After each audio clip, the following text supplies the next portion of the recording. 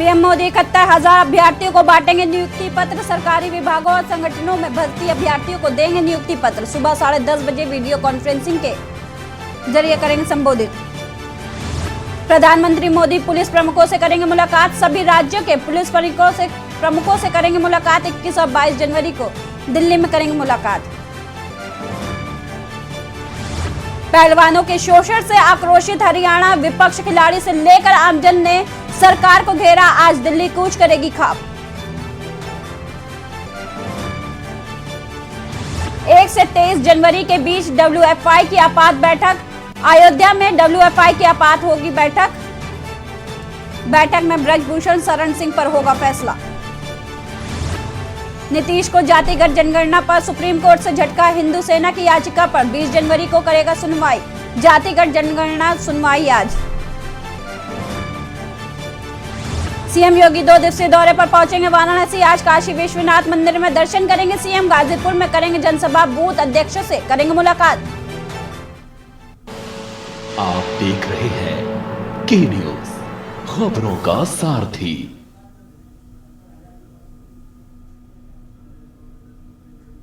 नमस्कार, live news में आप सभी का स्वागत है। मैं सपना झा। सीधे चलेंगे दिल्ली, जहां पीएम मोदी 71,000 अभ्यर्थियों को नियुक्ति पत्र बांट रहे हैं।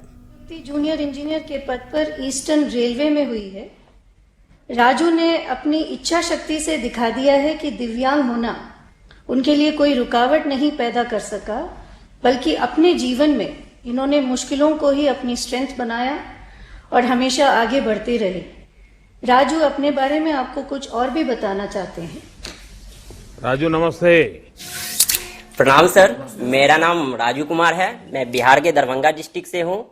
मेरे पापा जी किसान हैं जो खेती करते हैं और मुझे 3 बहनें हैं जिनकी शादी हो चुकी है। मेरा एक छोटा भाई है जो अभी पढ़ाई कर रहा है। जब मैं 6-7 महीने का था तब मुझे पोलियो हो गया। मैं ऑलरेडी 2 खुराक ले चुका था, लेकिन फिर भी संयोग से मुझे पोलियो हो गया और मैं पार्शियली पैरालाइज हूँ।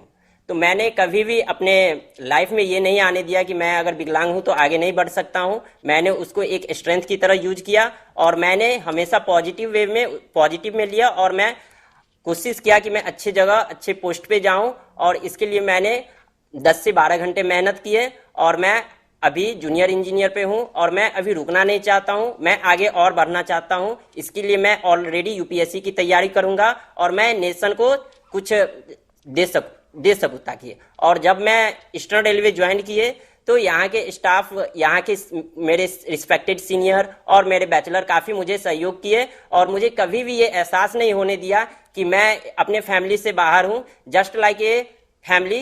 तो थैंक्स टू ईस्टर्न रेलवे। और मैंने मैकेनिकल इंजीनियरिंग में डिप्लोमा किया हूँ और मैं गवर्नमेंट पॉलिटेक्निक दरभंगा से। राजू जी, आपके बातों में इतना कॉन्फिडेंस है और इतना जज्बा दिख रहा है कि मुझे बड़ा आपको सुन करके अच्छा लग रहा था। और थैंक यू सर। आप रोना धोना छोड़ करके कि भाई अब दिव्यांग हूँ, ये हूँ, वो हूँ, लेकिन आपने उसी को अपनी शक्ति बना दी। अच्छा बताइए, जूनियर इंजीनियर की ये नौकरी प्राप्त कैसे हुई आपको? जी, RRB JEE का वैकेंसी आया था जिसमें मैंने RRB कोलकाता चूज किया था और मैंने फॉर्म भरा। इसके बाद इसका 2 स्टेज में एग्जाम होती है, कंप्यूटर बेस्ड एग्जाम होती है। और जब मेरा ये दोनों एग्जाम क्लियर हुआ, इसके बाद मुझे डॉक्यूमेंट वेरिफिकेशन और मेडिकल के लिए बुलाया गया। जब मेरा डॉक्यूमेंट वेरिफिकेशन और मेडिकल हो गया तो इसके बाद मुझे इम्पैनल किया गया और इम्पैनल होने के बाद मुझे आप ही के हाथों मुझे रोजगार मेले के थ्रू अपॉइंटमेंट लेटर मिला और मैं बहुत खुश हूँ कि मुझे आज आपसे बात करने की मौका भी मिल चुका है। अच्छा राजू जी, प्रारंभ मॉड्यूल का अनुभव कैसा रहा आपका? जी, इस पे मैंने 8 कोर्सेज किए हैं, जिसमें से मुझे सबसे बढ़िया code of conduct for government employee and stress management अच्छा लगा, क्योंकि कोड ऑफ कंडक्ट के थ्रू मैं आराम से ऑफिस में एडजस्ट हो पाया हूं। और स्ट्रेस मैनेजमेंट जो कि मैं एज ए जूनियर इंजीनियर, जो एक सुपरवाइजरी पोस्ट होती है, उस पर मेरे ऊपर बहुत सारे स्ट्रेस आएगा। सीनियर और जूनियर सबको मुझे साथ लेके चलना है, क्योंकि दोनों के बीच में एक मुझे बॉन्ड की तरह काम करना पड़ेगा। तो इसलिए मेरे ऊपर बहुत सारी परेशानियां आएंगी। तो मुझे ये कोड स्ट्रेस मैनेजमेंट में मुझे इसमें बहुत सहायता की है। अच्छा राजू, आप अभी बता रहे थे आप यूपीएससी एग्जाम भी देना चाहते हैं, आईएएस बनना चाहते हैं। आप ये नौकरी sir. भी करेंगे और एग्जाम की तैयारी जी भी करेंगे, सब मैं कैसे कोशिश कर करूंगा लेंगे जो आप? मुझे, यस सर, जो मुझे जॉब ड्यूटी करने के बाद जो मेरे पास टाइम बचेगा तो मैं उससे 6-7 घंटे निकालूंगा और मैं सेल्फ स्टडी करूंगा और चाहूंगा कि मैं आगे बढ़ूं, क्योंकि मेरा ऑलरेडी 3-4 एग्जाम मैंने क्लियर कर चुका हूं, तो मुझे मेरा बेसिक क्लियर है, तो मुझे कोई दिक्कत नहीं होने वाली है। मुझे तो बताया गया अब तो आपको शादी में बिजी होने वाले हो। यस सर, मेरा फरवरी में शादी है और फरवरी में शादी है, मुझे कोई दिक्कत नहीं होगी, क्योंकि एक पत्नी आ जाएगी तो मुझे अच्छा होगा कि मेरा जो कुछ स्ट्रेस होगा वो कम होगा। और जहां तक बात है तो शादी के बाद कोई परेशानियां नहीं आती है, वो एक तरह से फीलिंग्स कुछ अलग ही होती है। नहीं, परेशानियां नहीं आती है, जिम्मेवारियां आती है।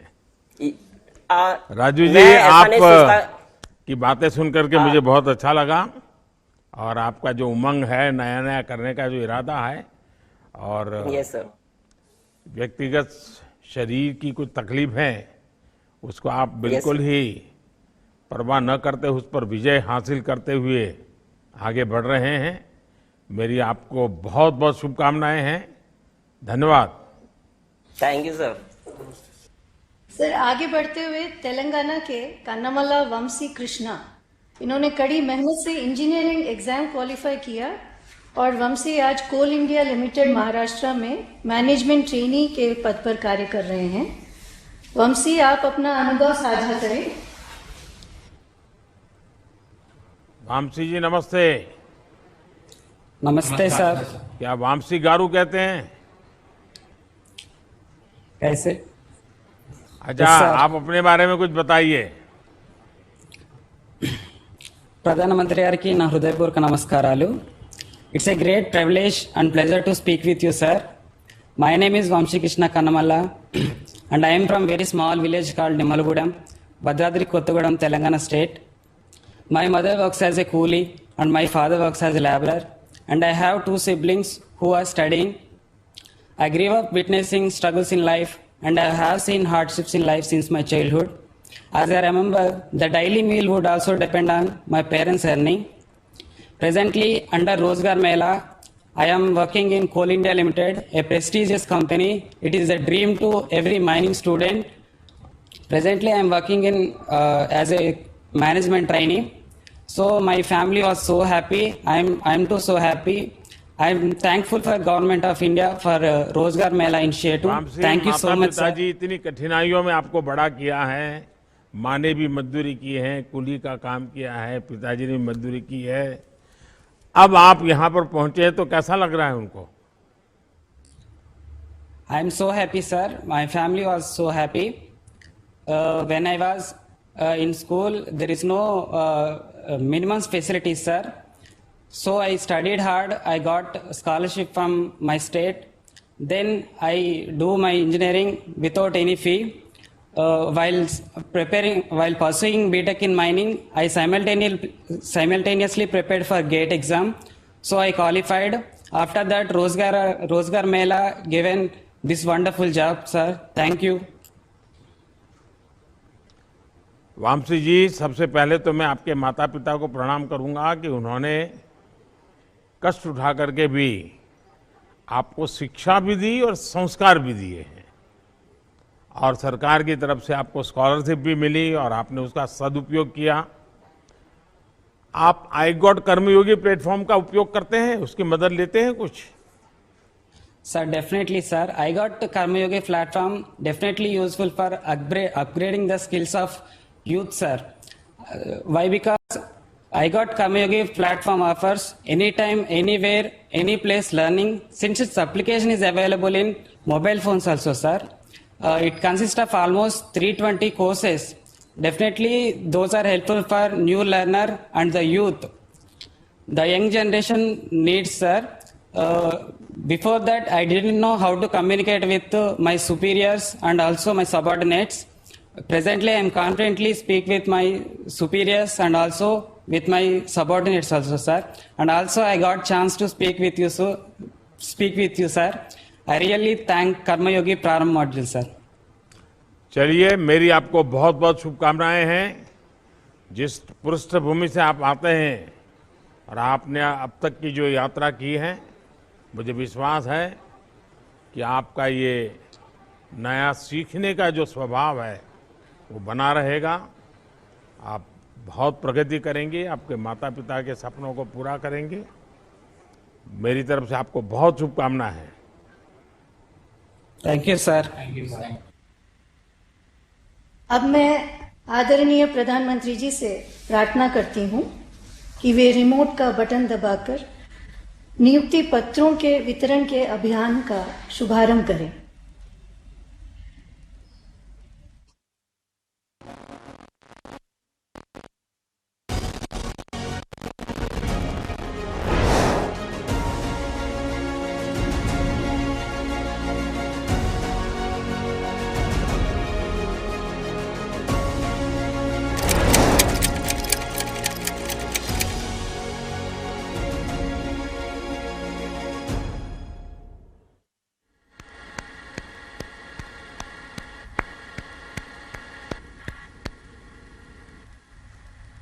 मैं आदरणीय प्रधानमंत्री जी से अनुरोध करती हूं कि युवा सशक्तिकरण के इस नए पड़ाव पर अपने शुभ संदेश एवं मार्गदर्शन से हम सबका तथा युवा महाशक्ति का पथ प्रदर्शन करें।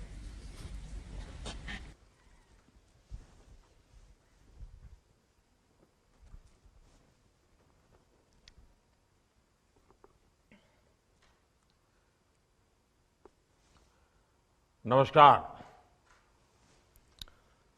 साथियों, ये साल 2023 का पहला रोजगार मेला है। 2023 की शुरुआत उज्जवल भविष्य की नई उम्मीदों के साथ हुई है। ये उन 71,000 परिवारों के लिए खुशियों की नई सौगात लेकर आया है जिनके सदस्य को सरकारी सेवा करने का अवसर मिला है। मैं सभी युवाओं और उनके परिवारों को बहुत बहुत बधाई देता हूं। आज का ये आयोजन सिर्फ सफल उम्मीदवारों में ही नहीं बल्कि करोड़ों परिवारों में आशा की नई किरण का संचार करेगा। आने वाले दिनों में लाखों और परिवारों को सरकारी नौकरी में नियुक्ति मिलने वाली है। केंद्र सरकार के साथ ही एनडीए और भाजपा शासित राज्यों में भी लगातार रोजगार मेले का सिलसिला चल रहा है, आयोजन किया जा रहा है। कल ही असम सरकार ने रोजगार मेले का आयोजन किया था। मुझे बताया गया है कि आने वाले कुछ ही समय में मध्य प्रदेश, उत्तर प्रदेश, महाराष्ट्र और उत्तराखंड जैसे अनेक राज्यों में रोजगार मेले होने वाले हैं। निरंतर हो रहे ये रोजगार मेले अब हमारी सरकार की पहचान बन गए हैं। ये दिखाता है कि किस तरह हमारी सरकार जो संकल्प लेती है उसे सिद्ध करके दिखाती है। आपको याद होगा, पिछले साल धनतेरस के पावन अवसर पर पहले रोजगार मेले का आयोजन हुआ था। आज मुझे रोजगार मेले में सरकारी सेवा पाने वाले कुछ युवा साथियों से बातचीत करने का भी मौका मिला। उनके चेहरे पर खुशी और संतोष का भाव साफ दिख रहा है। उनमें से ज्यादातर बहुत ही सामान्य परिवार के सदस्य हैं और उनमें कई ऐसे युवा हैं जो पूरे परिवार में पिछली 5 पीढ़ी में सरकारी सेवा, सरकारी नौकरी पाने वाले परिवार के पहले सदस्य हैं। उन्हें खुशी सिर्फ इस बात की नहीं है कि उन्हें सरकारी सेवा करने का, सरकारी नौकरी करने का मौका मिला है। उन्हें इस बात का भी संतोष है कि पारदर्शी और स्पष्ट भर्ती प्रक्रिया होने की वजह से उनकी योग्यता का सम्मान हुआ है। आप सबने भी इस बात को महसूस किया होगा कि भर्ती प्रक्रिया में व्यापक बदलाव हुआ है। केंद्रीय सेवाओं में भर्ती प्रक्रिया पहले की तुलना में ज्यादा स्ट्रीमलाइन और टाइम बाउंड हुई है। साथियों, आज आप भर्ती प्रक्रिया में जिस पारदर्शिता और जिस रफ्तार को देख रहे हैं वो सरकार के हर काम में दिख रहा है। एक समय था जब नियमित तौर पर होने वाले प्रमोशन में भी अलग अलग वजहों से अड़चनें आ जाती थी।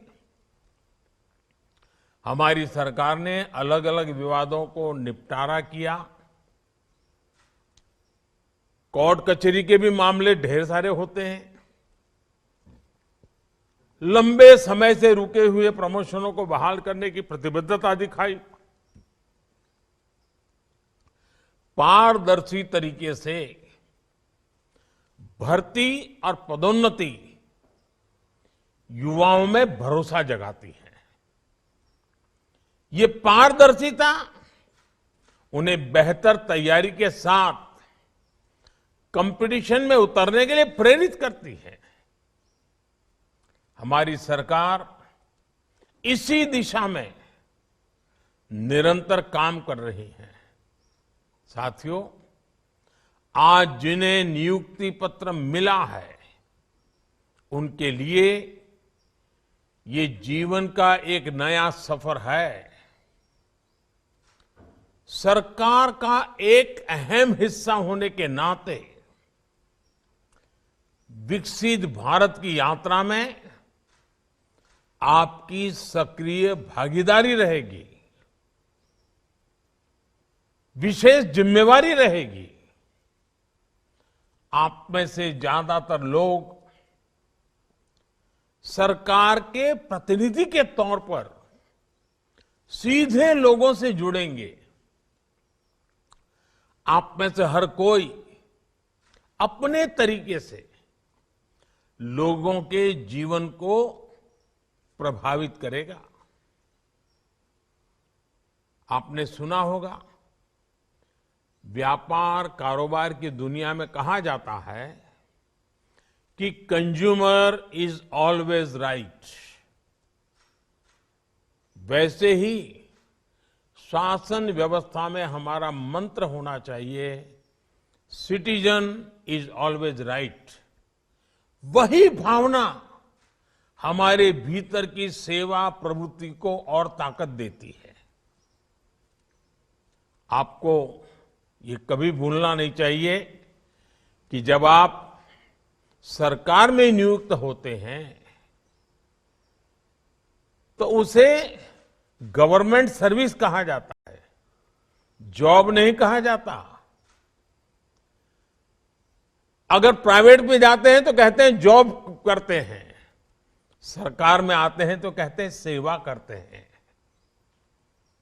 अगर आप सेवा भाव को मन में रखकर इन 140 करोड़ मेरे देशवासियों की सेवा करना इतना बड़ा सौभाग्य मिलेगा, जीवन में एक अवसर मिला है और उस भाव से हम काम करेंगे तो इसका लोगों पर सकारात्मक असर पड़ेगा और आपको भी अपने काम में आनंद आएगा। आपने अभी देखा कि सरकारी सेवा पाने वाले कई हमारे कर्मचारी साथी, कर्मयोगी बंधु ऑनलाइन ट्रेनिंग ले रहे हैं। Digital training platform iGOT Karmayogi से उन्हें भविष्य की तैयारी के लिए मदद मिल रही है। ऑफिशियल ट्रेनिंग प्रोग्राम से अलग इस प्लेटफॉर्म पर और भी कई कोर्सेज हैं जो आपकी व्यक्तिगत क्षमता बढ़ाने में, आपके व्यक्तित्व के विकास में, आपकी सोचने की गहराई में उत्तरोत्तर प्रगति होती है, लाभ होता है। मुझे विश्वास है कि सेल्फ लर्निंग थ्रू टेक्नोलॉजी ये आज की पीढ़ी को मिला हुआ अवसर है, इसको जाने मत देना। जीवन में लगातार सीखते रहने की ललक ही हम सबको आगे बढ़ाती है। और मैं हमेशा कहता हूं, मैं मेरे भीतर के विद्यार्थी को कभी मरने नहीं देता हूं। आप भी कहीं पर भी पहुंचे, आप लगातार कुछ न कुछ सीखते जाइए, जो आपकी क्षमता बढ़ाएगा। जिस इंस्टीट्यूट से आप जुड़े हैं उसकी क्षमता बढ़ाएगा और इन सब का प्रयास से ही भारत की क्षमता बढ़ेगी। बदलते हुए भारत में, तेजी से आगे बढ़ते हुए भारत में रोजगार और स्वरोजगार के अवसर लगातार बन रहे हैं। और जब विकास तेज होता है तो स्वरोजगार के अवसर अनगिनत मात्रा में बढ़ने लगते हैं, जो आज भारत अनुभव कर रहा है। आज स्वरोजगार का क्षेत्र बहुत आगे बढ़ रहा है।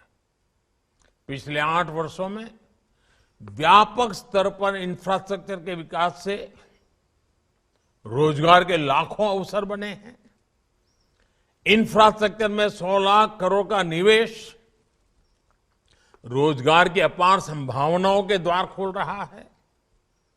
आप जानते हैं कि जब एक नई सड़क बनती है तो उसके आसपास कैसे रोजगार की भी नई राह बनने लगती है। उसी सड़क के किनारे नए बाजार खड़े हो जाते हैं, तमाम तरह की दुकानें खुल जाती हैं। सड़क होने की वजह से किसानों के उत्पाद आसानी से बाजार तक पहुंचने लगते हैं। इसी तरह जब कोई जगह नई रेलवे लाइन से कनेक्ट होती है तो वहां का बाजार समृद्ध होने लगता है।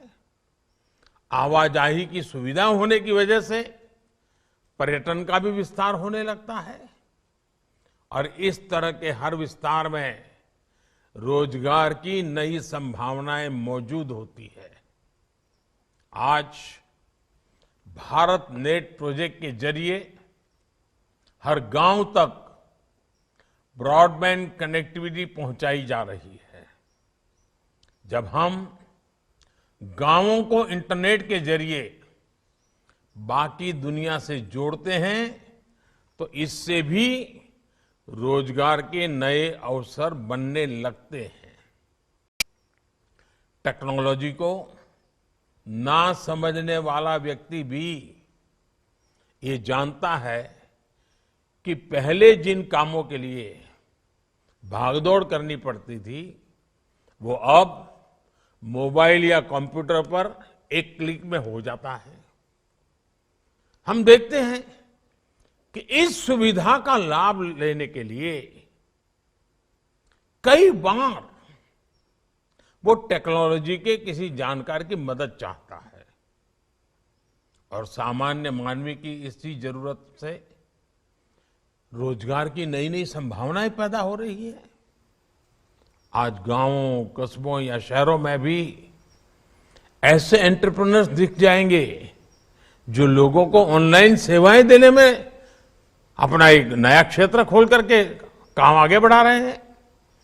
आज भारत के छोटे छोटे शहरों में लोग जिस तरह स्टार्टअप शुरू कर रहे हैं, वो अपने आप में नई पीढ़ी के लिए आकर्षण का केंद्र बना हुआ है, आत्मविश्वास का केंद्र बना हुआ है।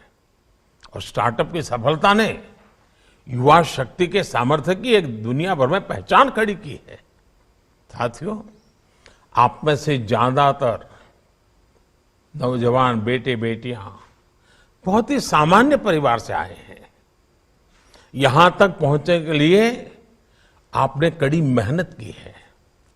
आपके माता पिता ने भी बहुत कष्ट झेले हैं। आज आपको स्थायी भाव से 140 करोड़ देशवासियों की सेवा करने का अवसर मिला है। लेकिन अपने अंदर उस भावना को हमेशा जिंदा रखे जिसने आपको यहां तक पहुंचने के लिए प्रेरित किया था। हमेशा सीखते रहे, हमेशा अपनी स्किल्स को अपग्रेड करते रहे और आगे बढ़ने की कोशिश करते रहे। मेरी तरफ से आपको बहुत बहुत शुभकामनाएं हैं। आप तो सफल हों, लेकिन हमारा देश भी सफल होना चाहिए।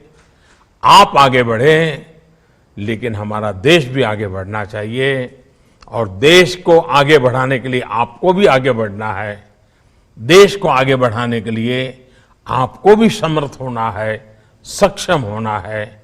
निरंतर आप अपना विकास करते चलिए और आपको मिली हुई जिम्मेवारी को भी बहुत ही बखूबी निभाते रहिए। यही मेरी आपको बहुत बहुत शुभकामनाएं हैं। बहुत बहुत धन्यवाद।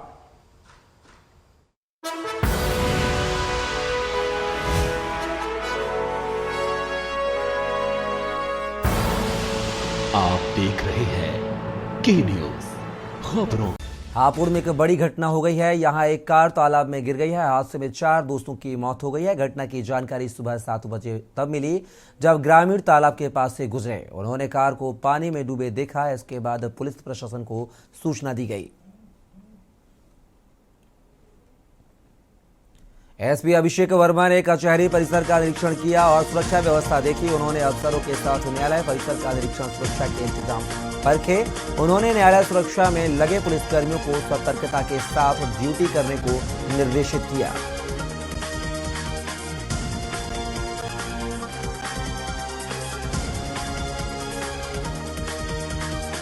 मुरादाबाद के हिंदू पीजी कॉलेज में बुधवार को बुर्का पहनकर पहुंची छात्राओं को कॉलेज में एंट्री नहीं मिली है। ड्रेस कोड का हवाला देकर कॉलेज प्रशासन ने बुर्का पहनकर पहुंची छात्राओं को एंट्री देने से इनकार कर दिया, जिसके बाद कॉलेज गेट पर जमकर हंगामा हुआ। सपा विधायक इरफान सोलंकी को इलाहाबाद हाईकोर्ट से बड़ा झटका लगा है। कानपुर के जॉर्ज मऊ में आगजनी और फर्जी आधार कार्ड से हवाई यात्रा के मामले में आरोपी इरफान की जमानत अर्जी खारिज कर दी गई है। इरफान पर आरोप है कि अशरफ अली नाम से फर्जी आधार कार्ड बनवाकर दिल्ली से मुंबई तक की हवाई यात्रा की थी। यूपी सरकार ने 3 आईएएस अधिकारियों के ट्रांसफर कर दिए हैं। मुजफ्फरपुर के डीएम चंद्रभूषण सिंह को अपर परिवहन आयुक्त के साथ परिवहन आयुक्त का अतिरिक्त प्रभार दिया गया है। वहीं पश्चिमांचल विद्युत वितरण निगम मेरठ में तैनात अरविंद मलप्पा बंगारी को मुजफ्फरनगर का डीएम बनाया गया है। कानपुर में एक युवक का शव रेलवे लाइन किनारे झाड़ी में मिला है। परिजनों ने हत्या की आशंका जताई है। युवक 15 दिन पहले जीजा के भाई के साथ बाइक से गया था, जिसके बाद से नहीं लौटा। परिजनों ने युवक की काफी खोजबीन की थी। घटना महाराजपुरा थाना क्षेत्र की है। कानपुर में नगर निगम के वार्ड 51 बर्रा 2 में सिंधु इंटरनेशनल स्कूल के सामने जलकर की मुख्य वाटर लाइन में 3 जगहों पर अलग अलग लीकेज हो गए हैं, जिस वजह से वाटर लाइन मेंटेनेंस का काम 19 और 20 जनवरी को होगा। कौशाम्बी में मंझनपुर पुलिस ने गिरोहबंदी और समाज विरोधी काम करने के आरोप में बसपा नेता और पूर्व चेयरमैन मंझनपुर मेहताब आलम सहित आधा दर्जन के खिलाफ केस दर्ज किया है। पुलिस ने गैंगस्टर की यह कार्यवाही 1.5 साल पहले गोकशी और फ्रॉड के मामले को आधार बनाकर शुरू की है। बिजनौर लंबे समय बाद आखिरकार कोविशील्ड वैक्सीन बिजनौर को मिल गई है। वैक्सीन का इंतजार अब खत्म हो गया है। बिजनौर जिला अस्पताल को 20,000 से ज्यादा डोज मिली है। अस्पताल में आज से वैक्सीनेशन फिर से शुरू कर दिया गया। बिजनौर शहर कोतवाली पुलिस ने लूट की योजना बनाते हुए 3 आरोपियों को गिरफ्तार किया है। पकड़े गए आरोपी बेहद शातिर किस्म के हैं, जिसमें एक हिस्ट्री शीटर भी शामिल है। पुलिस आरोपियों को जेल भेजने की तैयारी में जुट गई है। हरदोई में राष्ट्रीय बालिका दिवस पर शासन एवं जिलाधिकारी के निर्देश पर जागरूकता अभियान चलाया जा रहा है। विभिन्न स्थानों पर बेटियों के सुरक्षा, सम्मान व स्वावलंबन के लिए शपथ ग्रहण एवं हस्ताक्षर अभियान भी चलाया गया।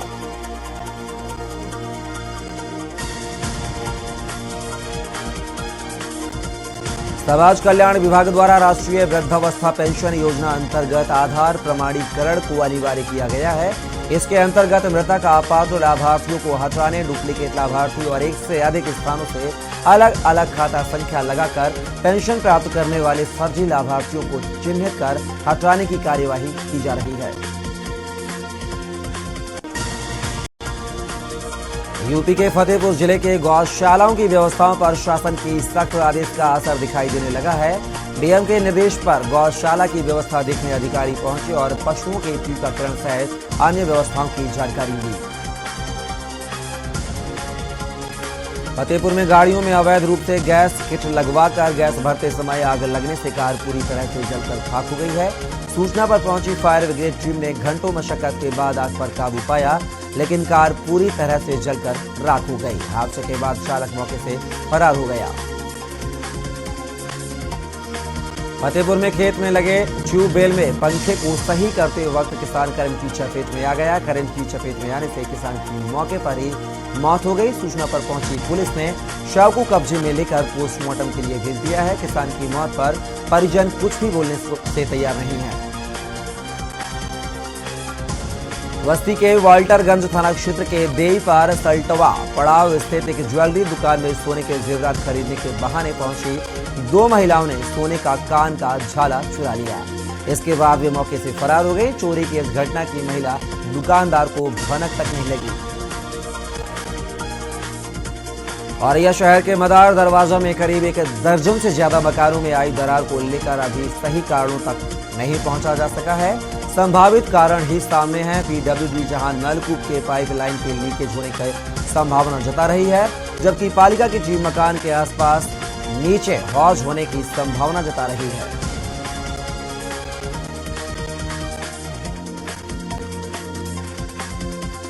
चंदौली में बीएसए कार्यालय पर शिक्षकों का धरना प्रदर्शन, जहां पुरानी पेंशन बहाली व वेतन पर रुख हटाने की मांग को लेकर किया जा रहा प्रदर्शन, वहीं सैकड़ों की संख्या शिक्षक प्रदर्शन करते हुए शामिल हुए हैं। आपको बता दें कि एनपीएस में पंजीयन न होने से शासन ने वेतन भुगतान पर रोक लगा दी है।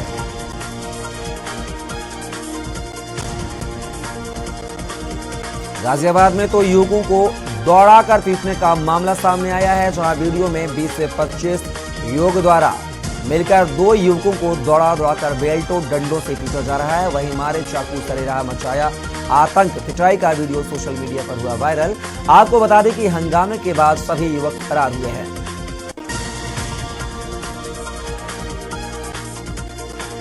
महाराजगंज के थाना क्षेत्र के निचलौल थाना क्षेत्र के एक गांव के रहने वाले युवक युवती से किसी बात को लेकर एक साथ जहरीला पदार्थ खा लिया है, जिसके बाद दोनों की तबीयत बिगड़ने लगी और पुलिस कर्मियों ने निचलौल सीएचसी ले गए, जहां से डॉक्टरों ने जिला अस्पताल रेफर कर दिया, जहां इलाज के दौरान युवक की मौत हो गई। वहीं युवती का इलाज जारी है। झांसी के उन्नाव बालाजी रोड पर स्थित भानु देवी गोयल स्कूल में एक कर्मचारी ने फांसी लगाकर आत्महत्या कर ली है। मरने से पहले उसने एक सुसाइड नोट लिखकर फेसबुक पर अपलोड किया है। उसमें लिखा है कि स्कूल की 2 महिला कर्मचारी और युवक उसे टॉर्चर कर रहे थे। वाराणसी से किडनैप हुए कपड़ा व्यापारी महमूद आलम की हत्या मिर्जापुर के चुनार में हुई थी। लाश को गंगा पुल के ऊपर से फेंक दिया गया था। पुलिस ने सीसीटीवी फुटेज और मोबाइल कॉल डिटेल के आधार पर 5 आरोपियों को अरेस्ट किया है। इसमें एक महिला भी शामिल है।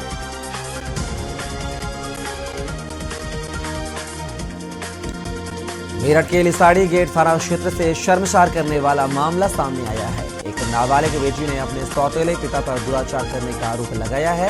साथ ही कार्यवाही की मांग की है। अधिकारियों को आप बीती सुनाते हुए किशोरी फपक फपक कर रोने लगी।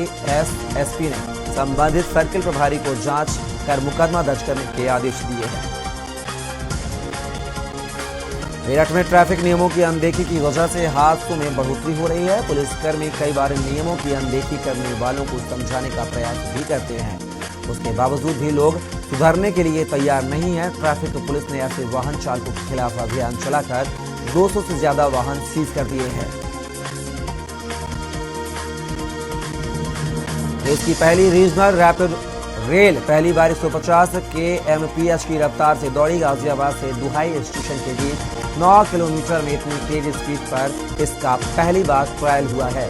इससे पहले ये ट्रेन 25 किलोमीटर प्रति घंटे की स्पीड पर चलाई गई थी। हालांकि एनसीआरटीसी का कहना है कि इसके फाइनल ट्रायल रन की डेट जल्द घोषित की जाएगी। झांसी के बुंदेलखंड विश्वविद्यालय में बने समता हॉस्टल में उस समय हड़कंप मच गया जब बीटेक के 3rd ईयर की छात्रा खुद को कमरे में बंद कर फांसी लगाकर आत्महत्या कर ली। आत्महत्या का कारण अभी स्पष्ट नहीं हो सका है।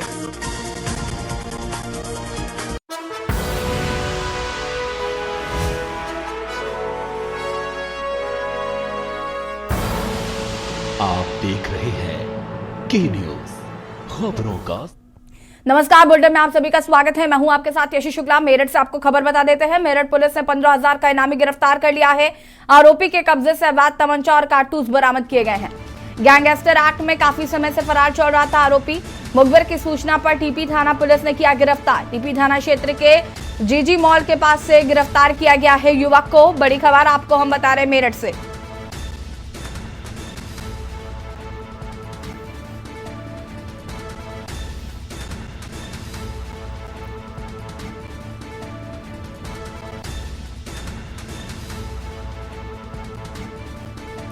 और ये खबर आपको हम बता रहे हैं मेरठ से।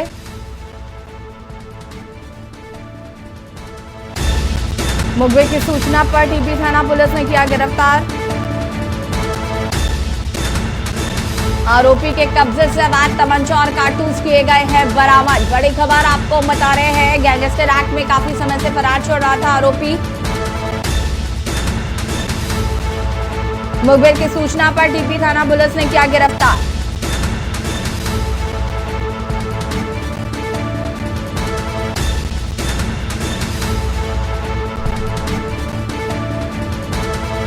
मेरठ पुलिस ने 15,000 का इनामी गिरफ्तार किया है।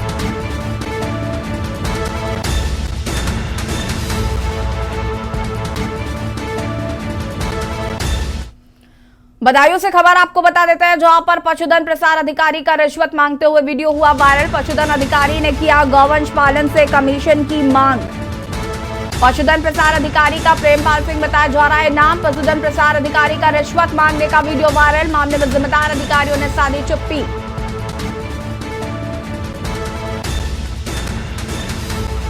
ब्लॉक दहगवा चमरपुर गांव का पूरा मामला बताया जा रहा है।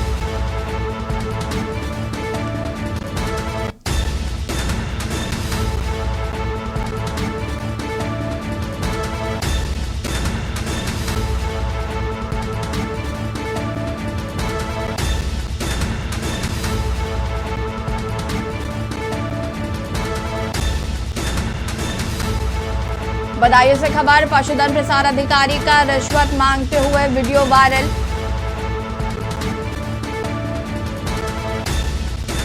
पशुधन अधिकारी ने मैं नहीं तो कराओ की मांग। तुम जानो भोपाल पे तो कितने ले हुए तुम जानो ना, तुम बताओ। अरे 30% चाहिए।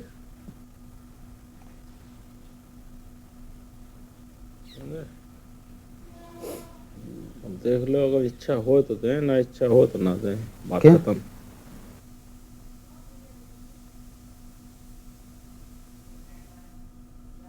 भोपाल काम कराओ थरू मैं नहीं तो कराओ भोपालो तुम जानो। भोपाल पे तो कहते ले गए पशुधन प्रसार अधिकारी का रिश्वत मांगते की वीडियो वायरल। और ग्यारसपुर से इसी बीच खबर आपको बता देते हैं। ग्यारसपुर से खबर, हाईवे पर एक्सीडेंट से 4 लोगों की हुई मौत। ग्यारसपुर से खबर आपको बता रहे हैं। 2 मोटरसाइकिल सवारों की मौके पर हुई मौत। 2 ने हॉस्पिटल ले जाते समय रास्ते में दम तोड़ा।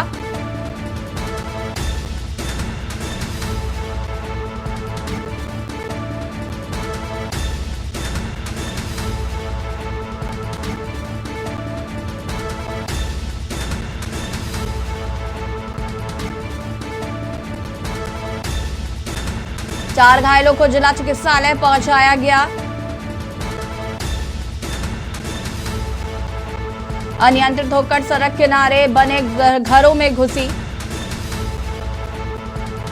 4 घायलों को जिला चिकित्सालय पहुंचाया गया।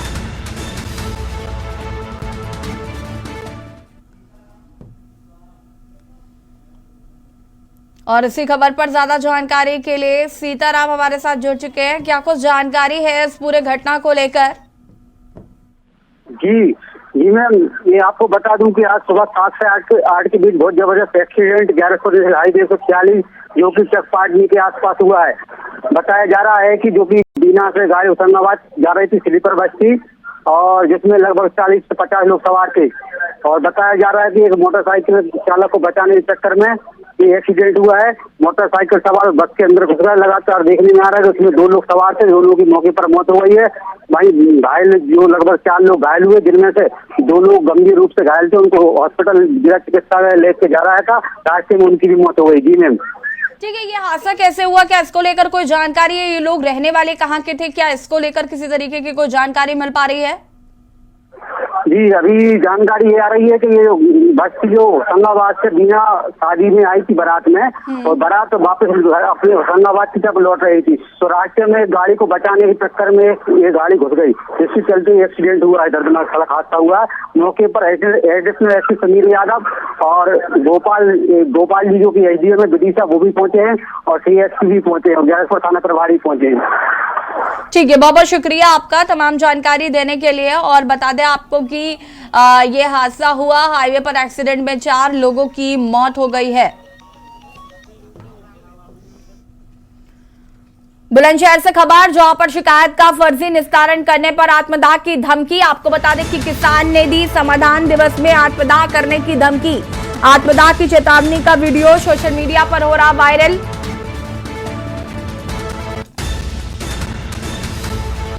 फसलों को बर्बाद कर रहे छुट्टा पशुओं को लेकर की गई थी शिकायत। ग्राम सचिव वीडियो ने फर्जी रिपोर्ट लगाकर निस्तारण दिखाया। सियाना ब्लॉक के गांव बरौली वासुदेवपुर का बताया जा रहा है किसान।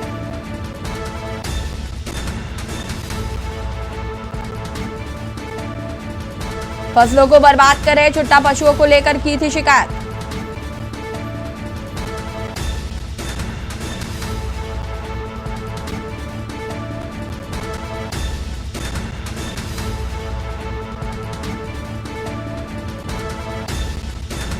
सचिव, ग्राम प्रधान और वीडियो सियाना, यहाँ पर आवारा पशुओं का इतना बड़ा तांडव है कि कई बार शिकायत करने पर भी हमारे ग्राम सचिव, ग्राम प्रधान और वीडियो सियाना इन्होंने कोई आज तक कार्रवाई नहीं करी है। और सीएम हेल्पलाइन पर भी हमने कई बार शिकायत करी है, तो वहाँ पर झूठी रिपोर्ट लगा चुके हैं कि यहाँ पर हमने गाँव में कोई भी आवारा पशु नहीं है, और सब में हमने अपने मतलब यहाँ पर देखा है, और जो कि निराधार आरोप लगाए जा रहे हैं। इस वजह से मैं परेशान होकर मैंने हर जगह शिकायत करी, लेकिन आज मैं परेशान होकर दिनांक 21 तारीख में दिन शनिवार संपूर्ण समाधान दिवस जो कि जिलाधिकारी महोदय जी का है, उसमें आत्मदाह करूंगा, जिसकी जिम्मेदारी ग्राम सचिव कपिल कुमार जी, ग्राम प्रधान हेमराज सिंह लोधी और वीडियो सियाना की होगी। यहाँ पर आवारा पशु, और आपको बता दें कि आवारा पशुओं की वजह से परेशान किसान ने आत्मदाह की चेतावनी दी है। किसान ने समाधान दिवस में आत्मदाह करने की दी चेतावनी। कि यहाँ पर हमने गांव में कोई भी आवारा पशु, किसान का ये वीडियो काफी तेजी से वायरल हो रहा है। और जो कि निराधार। और इसी खबर पर ज्यादा जानकारी के लिए हमारे संवाददाता अनिल मीणा फोन लाइन पे जुड़ चुके हैं। अनिल मीणा जी, क्या कुछ जानकारी है मामले को लेकर?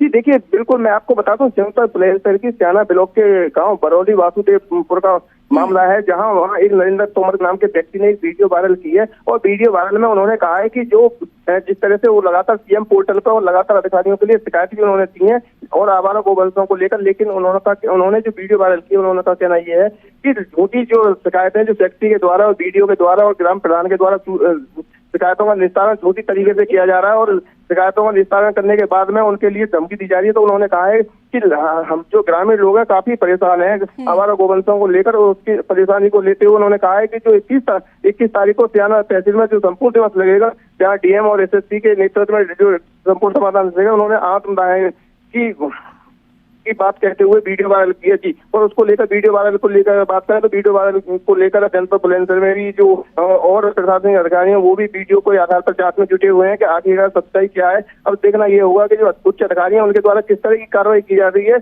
और जो फर्जी जो शिकायतों का निस्तारण किया जा रहा है उनके खिलाफ किस तरह की कार्रवाई की जाएगी। देखिए, बड़ी बात है अनिल, क्योंकि लगातार ये दावे किए जा रहे हैं कि जो आवारा पशु है उनके लिए गौशाला बनाए गए हैं, वहां पर उनको शिफ्ट किया जाएगा।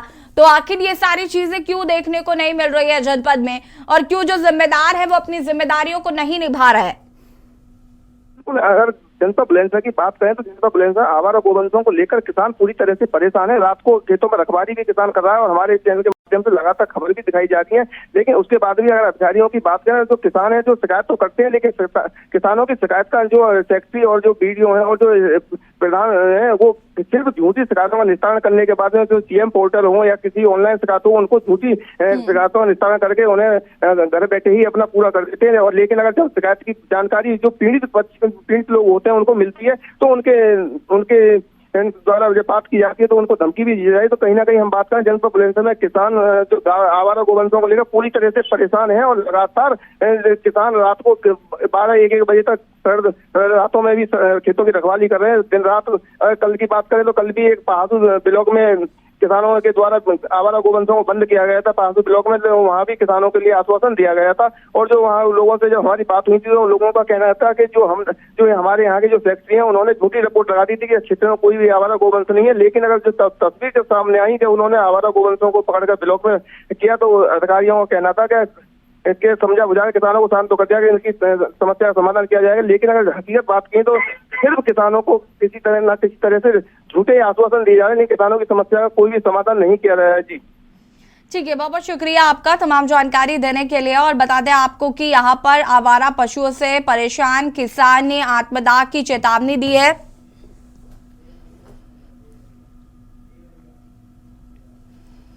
देवरिया से खबर आपको बता देते हैं। देवरिया से खबर, तेज रफ्तार ट्रक का कहर देखने को मिल रहा है। देवरिया से खबर जहां पर तेज रफ्तार का कहर देखने को मिला। आग ताप रहे 3 लोगों को रौंदा गया, तीनों की मौके पर हुई दर्दनाक मौत। बड़ी खबर आपको हम बता रहे हैं देवरिया से, जहां पर तेज रफ्तार की का कहर देखने को मिला। बहरस की तरफ से आ रहा था ट्रक ने आग ताप रहे 3 लोगों को रौंद दिया। बड़ी खबर आपको हम बता रहे हैं देवरिया से,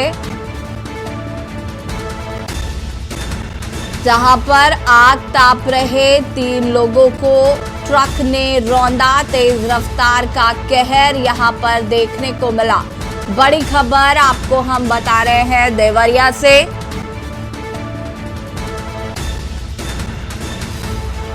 इसी खबर पर ज्यादा जानकारी के लिए संवाददाता रामाश्रय त्रिपाठी हमारे साथ जुड़ चुके हैं। क्या कुछ जानकारी है रामाश्रय जी इस पूरी घटना को लेकर? जी आपको बता दें ये पूरा मामला मदनपुर थाना क्षेत्र का बराव चौराहे का है, जहां सुबह में अनियंत्रित ट्रक जो है ये आग ताप रहे 3 लोगों को जो है रोक दिया। उसमें ट्रक ड्राइवर और चालक समेत लगभग 3 लोग और अन्य लोग घायल हो गए हैं और वही 3 लोग जो ऑन स्पॉट वही मौके पे ही मौत हो गई है।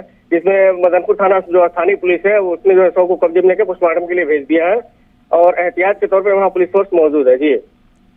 ठीक है, बहुत बहुत शुक्रिया आपका तमाम जानकारी देने के लिए। और बता दें आपको कि यहाँ पर तेज रफ्तार का कहर देखने को मिला और ट्रक ने 3 लोगों को रौंद दिया है। फर्रुखाबाद जनपद के कायमगंज ब्लॉक क्षेत्र के ग्राम शाहपुर गंगपुर स्थित गौशाला का विशेष सचिव नोडल अधिकारी जयशंकर दुबे द्वारा निरीक्षण किया गया। निरीक्षण के दौरान गौशाला में 270 गौवंश मौजूद पाए गए। निरीक्षण के दौरान सभी गौवंशों की ईयर टैगिंग एवं टीकाकरण पाए जाने तथा भूसा दाना व हरा चारा आदि पाए जाने नोडल अधिकारी जयशंकर दुबे ने विशेष संतोष व्यक्त किया है। गौशाले में सर्दी से बचाव एवं हेतु तिरपाल, अलाव जलाने हेतु पर्याप्त मात्रा में लकड़ी पाए जाने सहित गौवंश हेतु सभी व्यवस्थाएं चुस्त दुरुस्त करने पर नोडल अधिकारी जयशंकर दुबे ने भारी प्रसन्नता व्यक्त करते हुए संबंधित अधिकारियों एवं कर्मचारियों की प्रशंसा की। नोडल अधिकारी जयशंकर दुबे के साथ मुख्य विकास अधिकारी एम अरुण मौलिक, कामगंज के SDM Sanjay Kumar Singh, BDO Mohammad Arif, ADO panchayat Omkar Singh, ग्राम पंचायत सचिव शशिदेव सिंह यादव, ग्राम प्रधान मौजूद रहे।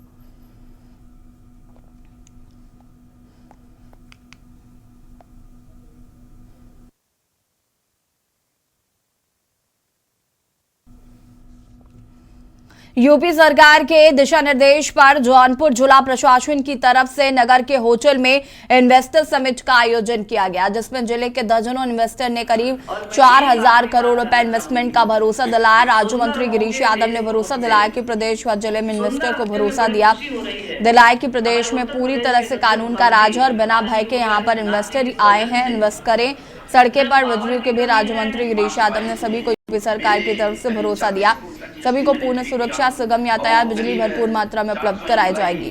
हम निवेदन करते हैं, यहाँ काफी मात्रा में इन्वेस्टर्स आए हुए हैं और लगभग 2100 करोड़ रुपए का लोगों ने भरोसा दिलाया है। और शाम तक मुझे लगता है कि 4000 करोड़ रुपए का व्यवस्था हो जाएगा। क्या सरकार के द्वारा कुछ सब्सिडी भी दी जाएगी? सब्सिडी दी जाएगी, विभिन्न योजनाओं में विभिन्न प्रकार के सब्सिडी की व्यवस्था है और वो भी दी जाएगी। उसकी पूरी जानकारी दी जा रही है, उसकी पूरी बुकलेट छपी हुई है, लोगों को दी गई है।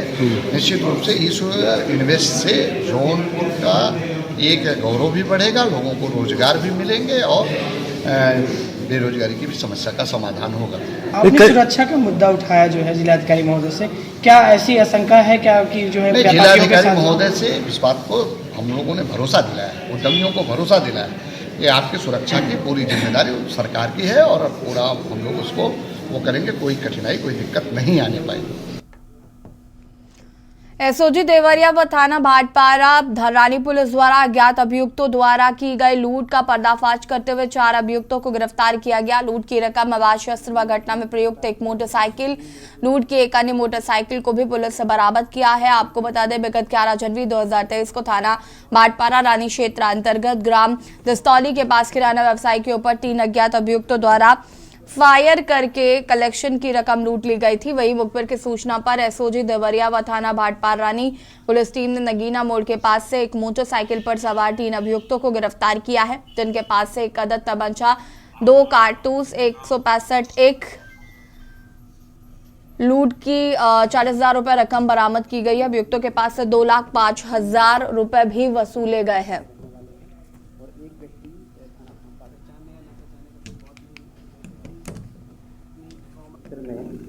डिस्ट्रॉली के पास में एक घटना हुई थी, 11 तारीख की घटना है, जहां शाम को लार थाना क्षेत्र में रहने वाले एक किराना व्यवसायी के साथ में कुछ बदमाशों ने पैर पर गोली मारी और उसके बाद उनका जो लगभग 3.5 लाख रुपए कैश है वो लूट लिया था। इस घटना को हमारी जो है स्वाट टीम और थाना प्रभारी की जो टीम है उसके द्वारा सक्सेसफुली वर्कआउट कर लिया गया है और इसमें अभी तक 4 अभियुक्तों की हम लोगों ने गिरफ्तारी की है। लूटे गए कैश में 2,05,000 रुपया हम लोग बरामद कर चुके हैं और घटना में प्रयुक्त की गई जो एक मोटरसाइकिल है और एक और मोटरसाइकिल जो बिहार राज्य से लूटी गई है उसको भी पुलिस द्वारा बरामद कर दिया गया है। फिलहाल बुलेटिन में इतना ही। देखते रहिए के न्यूज़ ज़रिया। नमस्कार।